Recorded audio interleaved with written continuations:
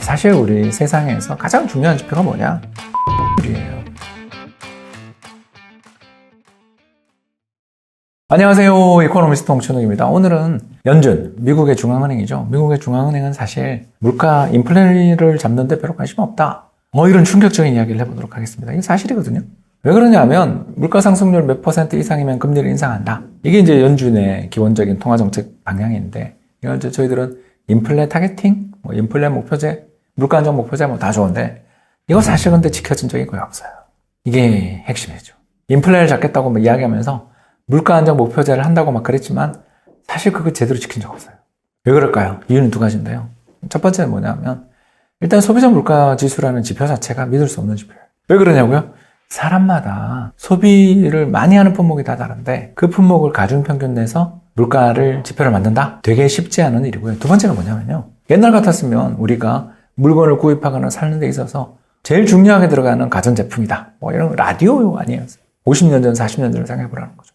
근데 지금은 우리 가전제품 중에서 제일 중요한 게 뭐냐? 아마 요새는 식기세척기랑 로봇 청소기랑 빨래 건조기 이 3종 신기 세트를 드는 사람이 많을 거예요. 그런 것들이 더 중요해져요. 그러면 여러분 50년 전에 세상에 나오지도 않았던 물건의 값을 어떻게 측정할까요?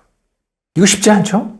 꽤 여러 가지 문제들이 있어서 1995년 미국 상원의 보스킨 위원회라고 불리는 위원회에서 발간한 보고서에 따르면 소비자 물가가 물가의 변화를, 실질적인 물가의 변화를 매년 무려 1.1%씩 과대평가한다라는 충격적인 그런 결론을 내린 적이 있어요.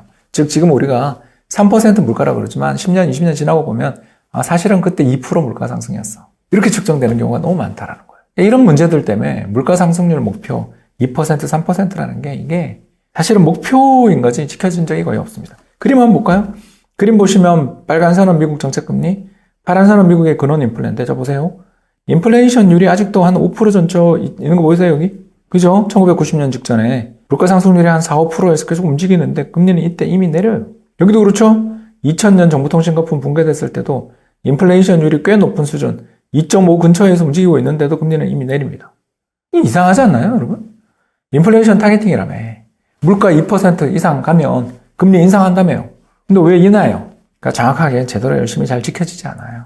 1995년, 99년, 2005년 같은 시기에는 잘 지켜지지 않았습니다. 인플레가 없는데도 불구하고 왜 금리 인상이 있었냐? 사실은 실업률이 제일 중요하고 인플레는 실업률이 올라갈 때 인플레가 떨어진다라는 것을 좀 이렇게 관계를 보는 거죠. 그래서 저는 사실 인플레이션 타겟팅이라는 말보다는 실업률 타겟팅이라는 말이 훨씬 더 중요한 이야기고요. 여기 보시면 정말 실업률이 급등할 때마다 여기 90년, 2000년, 2008년, 2020년 모두 실업률이 바닥을 치고 오르기 시작하는 순간 금리가 막 인하됩니다. 인플레가 꺾였든 않았든 중요하지 않아요. 왜 그럴까요?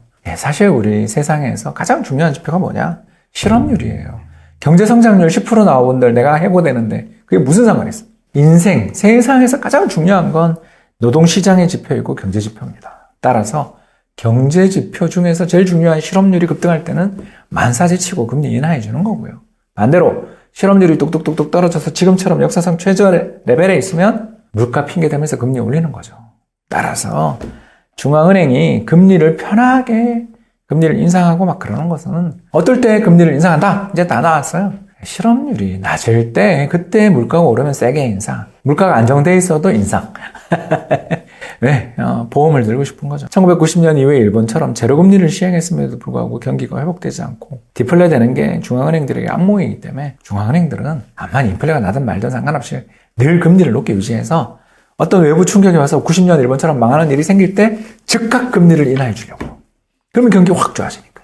그래서 디플레이션 리스크가 부각되는 시기에 그거를 대응할 만한 수단을 원해요.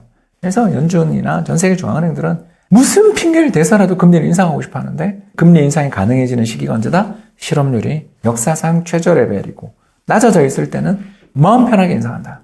근데 그런 경우가 아닐 때는 늘 인플레보다는 중요하게 실업률을 보고 있다. 이렇게 말씀을 드리겠고요. 이 차트는 뭐냐면 GDP 대비 양적 완화 규모인데 이 녹색선 보이세요? 이게 일본이에요. BOJ 여기 나와있죠. GDP의 140%, 130%. 이렇게 양적 완화니 뭐니 해가지고 수많은 사람들한테 욕먹는 거 중앙은행들 싫어한다. 자, 정리합니다. 중앙은행은 항상 금리를 인상하고 싶어한다. 소원을 이루는 시기는 언제다? 실업률이 낮을 때다. 그게 제일 중요하고 나머지 특히 인플레가 어떻고 저떻고는 사실 실업률이 낮을 때 인플레 걱정을 하는 거지. 실업률이 높은 수준에 있을 때는 인플레이션 쳐다도 안 보더라. 그게 현실이다. 여러분한테 오늘 중앙은행의 정책금리 변화의 가장 중요한 지표는 무엇인가? 인플레이션 타겟팅이 무엇인가? 뭐 이런 것들에 대해서 오늘 이야기했는데 이런 정보들을 알고 난다면 중앙은행이 왜 저러는지 이해하는데 예측은 안 돼요. 저도 실업률을 어떻게 예측해요? 잘 안 됩니다. 그러나 왜 중앙은행이 지금 저런 행동을 보이는지에 대해서 설명하는데 상당히 도움이 되지 않겠나? 이런 바람을 가져보며 방송을 마치겠습니다. 감사합니다. 안녕하세요. 홍춘욱입니다. 27만 유튜버 홍춘욱입니다. 네, 이렇게까지 성장하게 된 거 여러분들의 관심과 그리고 성원 덕분이라고 생각하고요. 열심히 저의 유튜브를 구독해 주시고 좋아요 그리고 알림 설정을 해주시는 분들을 위해서 저희들이 또 이벤트도 자주자주 만들어 볼까 하고요. 앞으로도 많은 격려와 성원 부탁드리고 여러분들과 함께 성장해 나가고 또 여러분들의 자산도 함께 커갔으면 좋겠습니다. 지금까지 홍춘욱이었습니다. 감사합니다. 마지막으로 구독과 좋아요, 알림 설정 꼭 부탁드립니다. 여러분, 다른 동영상에서 뵙겠습니다.